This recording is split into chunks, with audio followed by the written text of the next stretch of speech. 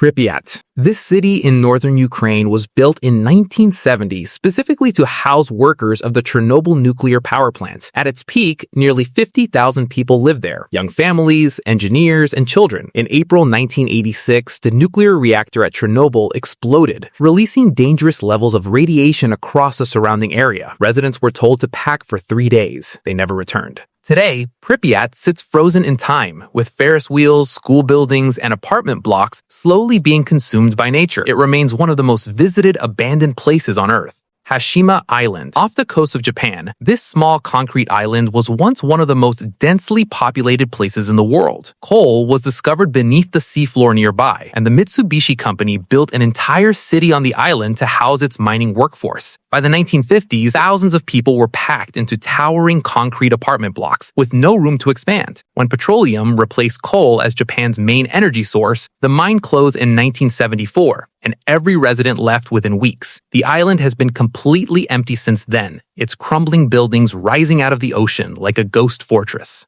Centralia. This small town in Pennsylvania, United States, had a normal existence for over a century, until a fire broke out in an underground coal seam in 1962. Efforts to put it out failed, and the fire spread through the vast network of coal tunnels running beneath the town. Smoke began rising from cracks in the ground. Roads buckled and collapsed, and carbon monoxide levels became dangerous. One by one, residents were relocated by the government. Today, fewer than 10 people remain, and the fire underground is still burning. Experts believe it could continue burning for another 250 years. Varosha. This coastal district of Famagusta in Cyprus was once a glamorous tourist destination. In the 1970s, it attracted international celebrities and was lined with modern hotels and beachfront restaurants. When Turkish forces invaded northern Cyprus in 1974, the population of Varosha fled almost overnight. The area was then fenced off by the Turkish military and sealed from the public. For decades, the hotels and shops sat exactly as their owners left them, with clothing still in display in store windows and cars rusting in the streets. Parts of the area have recently been reopened, but most of Varosha remains frozen in that single moment in 1974. Kolmanskop.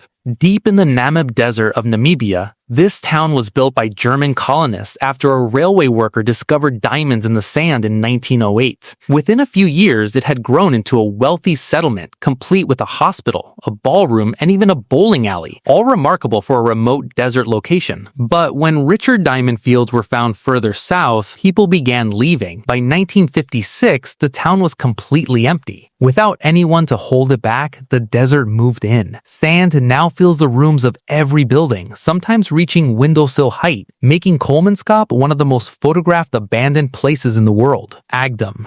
Located in the South Caucasus region between Armenia and Azerbaijan, Agdam was once a city of over 40,000 people. During the Nagorno-Karabakh War in the early 1990s, the city was captured and its residents fled. What followed was years of systematic looting and demolition, leaving behind almost nothing but bare walls and rubble. The main mosque survived, but stands alone in a landscape of total destruction. Agdam is often described as the Hiroshima of the Caucasus. The conflict in the region has continued in various forms, and the city has never been rebuilt or resettled.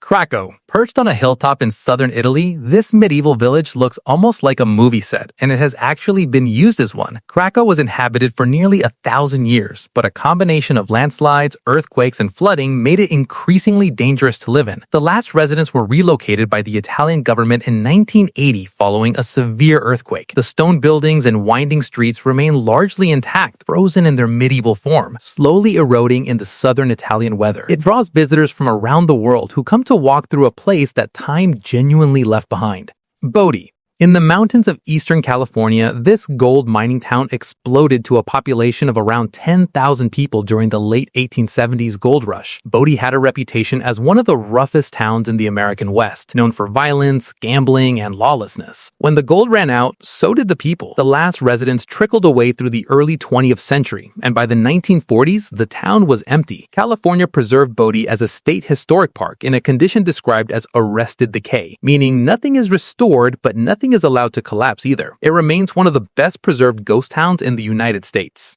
Oradour-sur-Glane. This village in central France was destroyed on a single afternoon in June 1944 by a German Waffen-SS unit. Soldiers gathered the entire population, killed the men, and burned the women and children alive in the church. Over 600 people died that day. After the war, French President Charles de Gaulle ordered that the village never be rebuilt or cleaned. It stands exactly as it was left after the massacre. Burnt-out cars, ruined buildings, personal belongings on the ground. A new village was built nearby for survivors and their descendants. The ruins exist as a permanent memorial to what happened there. Fordlandia.